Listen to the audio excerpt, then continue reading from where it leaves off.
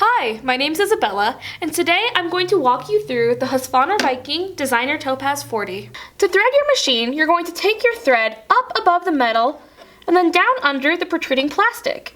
Bring it up and then take it down the first crevice, all the way down and then up the bottom of the second crevice.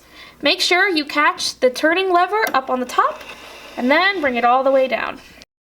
Your Topaz comes with a built-in needle threader.